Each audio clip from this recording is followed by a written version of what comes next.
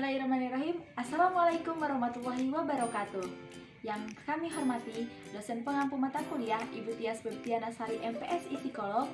Yang kami banggakan teman-teman sekelas Tasawuf Psikoterapi 3A Universitas Islam Negeri Sunan Gunung Jati Bandung. Yang kami cintai rekan-rekan sekalian yang sedang menonton video ini. Alhamdulillah, pada kesempatan kali ini kami masih diberikan kesehatan sehingga dapat menyelesaikan tugas akhir mata kuliah Psikologi Kepribadian. Baiklah teman-teman sekalian, kami dari kelompok 3 yang beranggotakan 5 orang dengan saya sendiri Ana Respiana dengan nomor induk mahasiswa 11910400015 dan rekan-rekan saya. Halo, assalamualaikum warahmatullahi wabarakatuh. Perkenalkan, nama saya Baragus Putrawan dengan nomor induk mahasiswa 11910400014. Assalamualaikum warahmatullahi wabarakatuh. Saya Amalia Sri Rahayu Gunawan Putri, NIM 11910404013. Assalamualaikum warahmatullahi wabarakatuh. Nama saya Andi Muhammad Darda dengan NIM 11910400016. Assalamualaikum warahmatullahi wabarakatuh. Perkenalkan, nama saya Anissa Sahti, mahasiswa dengan nomor induk 11910400017. Pada video kali ini, insya Allah kami akan memaparkan penjelasan mengenai analisis kepribadian Raden Ajeng Kartini dengan teori Abraham Maslow pada film Raden Ajeng Kartini 2017. Selamat menyaksikan. Bismillahirrahmanirrahim. Assalamualaikum warahmatullahi wabarakatuh. Di sini saya Ana Respiana akan menjelaskan mengenai teori kepribadian humanistik atau teori dari Abraham Maslow. Abraham Maslow, sebagaimana yang telah kita ketahui, merupakan sosok yang disebut sebagai bapak spiritual psikologi humanistik. Maslow memaknai manusia sejati yang memiliki kemampuan mengaktualisasi diri melalui pengalaman-pengalaman dan berujung pada pengalaman puncak spiritualistik. Bagi Maslow, manusia dengan potensinya akan mampu mengaktualisasi diri dan mengembangkan bakat dan kemampuannya. Pengembangan dalam mengaktualisasi diri tersebut tentunya dengan cara melalui kehidupan secara sistematis mulai dari yang terendah hingga yang tertinggi. Abraham Maslow juga dikenal sebagai pelopor dari aliran humanistik, aliran yang telah menolak dua aliran, yaitu aliran Miaveristik dan aliran psikoanalisis. Mengapa? Karena kedua aliran tersebut merupakan aliran yang dianggap sebagai aliran yang telah merendahkan jati diri manusia dan menganggap manusia sebagai robot yang sangat mudah dikendalikan dan dikondisikan perilakunya. Berbicara mengenai teori kepribadian Abraham Maslow, tentunya kita mengenal dua poin. Yang pertama, menekankan bahwa individu merupakan kesatuan yang terpadu dan terorganisasi. Yang kedua, Maslow mengembangkan teori tentang bagaimana motivasi saling berkaitan. Dan hal ini yang disebut dengan hierarki kebutuhan, yang terdiri dari 5.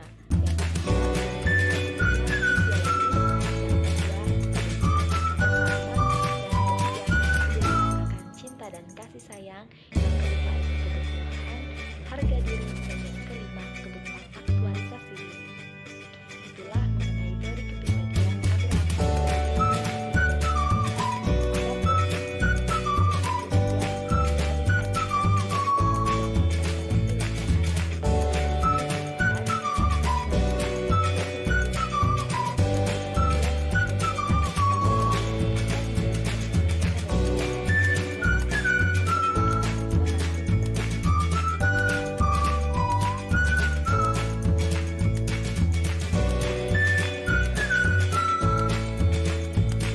Assalamualaikum warahmatullahi wabarakatuh.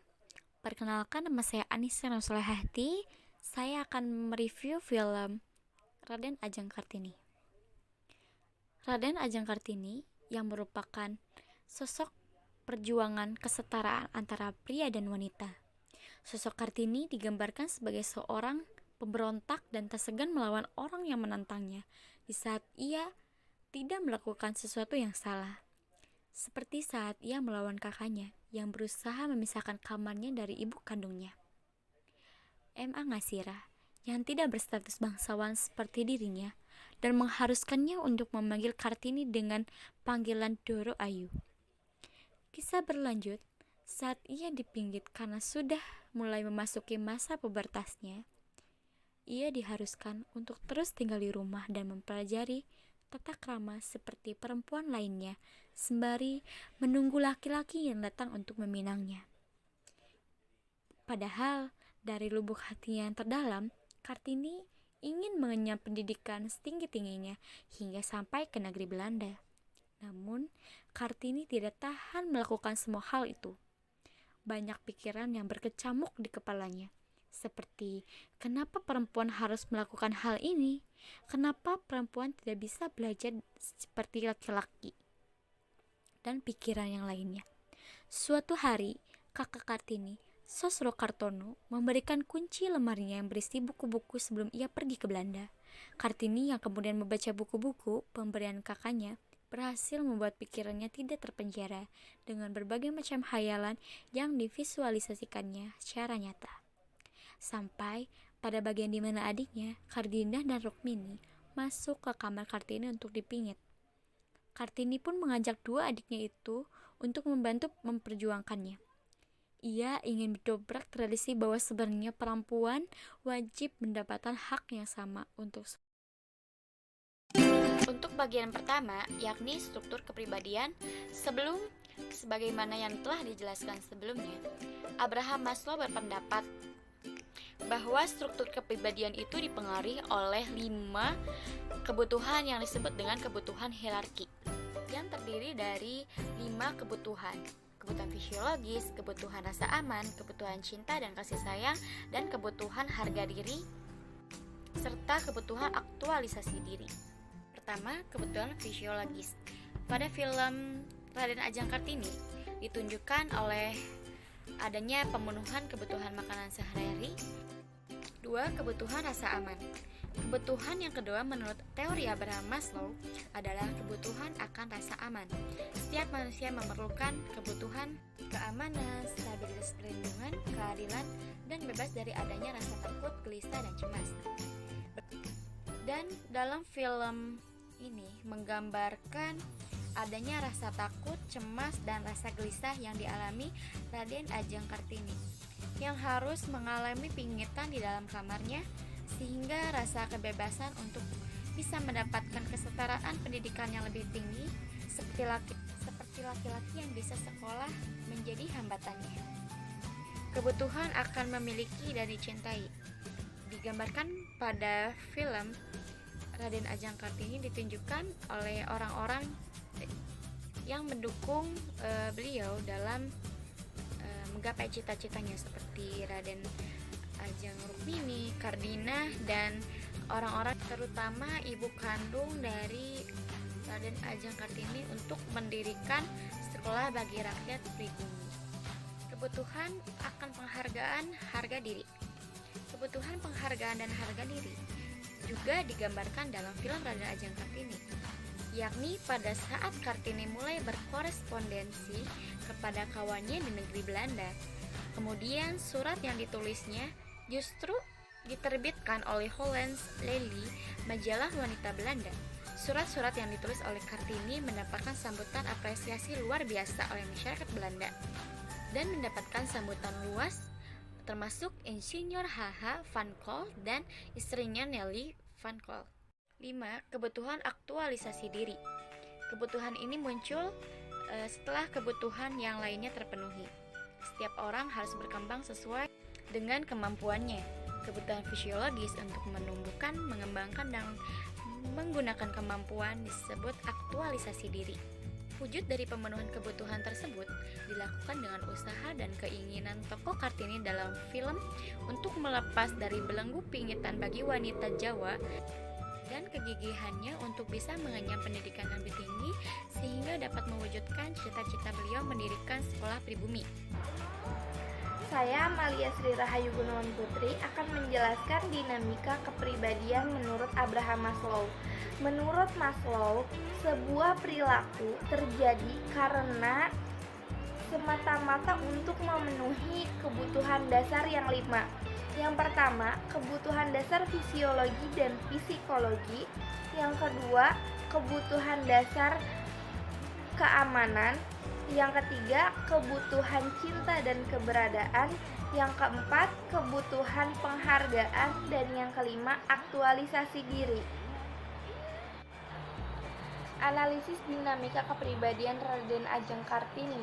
Dengan melihat gerak perubahan kepribadian dan faktor yang mempengaruhinya dalam film Kartini, saat kecil Raden Ajeng Kartini dianggap sebagai tokoh pemberontak dan akan melawan siapa saja jika ia tidak merasa salah.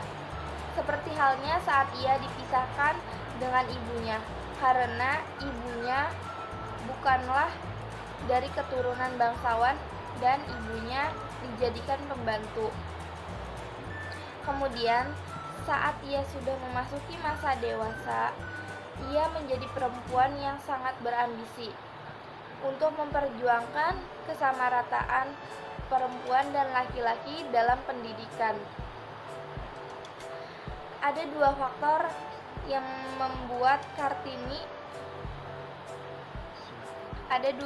yang mempengaruhi kepribadian Kartini. Yang pertama adalah faktor eksternal. Faktor eksternalnya adalah karena Raden Ajeng Kartini ingin londo-londo itu segera pergi dari Indonesia dan tidak menjajah Indonesia lagi. Yang kedua adalah pengaktualisasian diri Raden Ajeng Kartini. Bismillahirrahmanirrahim. Assalamualaikum warahmatullahi wabarakatuh. Perkenalkan, nama saya Andi Muhammad Darda. Saya akan menjelaskan tentang tahap perkembangan pada film Kartini. Alur yang ditampilkan dalam film ini bergerak maju mundur. Kartini dikisahkan dari rentang waktu 1883 hingga 1903 di Jepara, dari mulai masih kanak-kanak sampai dewasa. Dalam film Kartini, saat kecil ia sudah memberontak karena ingin tidur dengan ibunya, Ngasirah, yang notabene-nya adalah asisten rumah tangga. Hal tersebut bertentangan dengan tradisi Jawa pada saat itu, karena Kartini memiliki ayah seorang bupati atau dari golongan bangsawan. Saat Kartini mulai beranjak remaja, harus dipinggit di dalam kamar karena usianya yang siap untuk dinikahi, dan jerat adat yang membelenggu perempuan memang menjadi benang merah utama dalam film ini.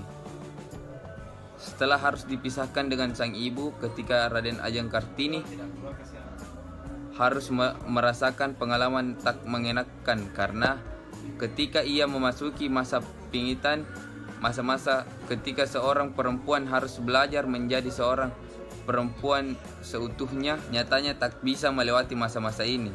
Dia seperti seekor burung cantik yang harus berdiam diri dalam sangkar emas pendopo. Secercah harapan muncul ketika sang kakak Sosrokartono menawarkan kunci untuk keluar dari pingitan yang berisi buku-buku sebelum ia pergi ke Belanda. Nah, di sini saya akan menjelaskan tentang apa saja sih yang bisa kita teladani dari sosok R.A. Kartini ini dan tuangkan gagasan dalam bentuk kegiatan dengan menyesuaikan kondisi pada saat ini, yaitu masa pandemi COVID-19. Nah, sosok Kartini yang bisa kita teladani, yang pertama itu sifat sederhana. Nah, kedua yaitu yang bisa kita teladani dari sosok Kartini, berani dan optimis. Terus yang selanjutnya itu independen dan mandiri gitu. Contohnya kita di rumah tidak harus pakaian dan sepatu dicuci terus oleh orang tua misalkan. Jadi kita sendiri yang melakukannya sifat-sifat mandiri itu. Contohnya tadi membersihkan kamar kalian sendiri gitu, mencuci pakaian, mencuci sepatu sendiri, ya kayak gitu, hal-hal kecil lah. Ya kalau lebih wah mah bisa kalian sampai menghasilkan rupiah sendiri gitu, itu bakal lebih wah sih menurut saya. Terus yang selanjutnya, cerdas dan berwawasan luas. Nah, cerdas dan berwawasan luas bisa dituangkan dalam kegiatan Anda itu membaca buku, terus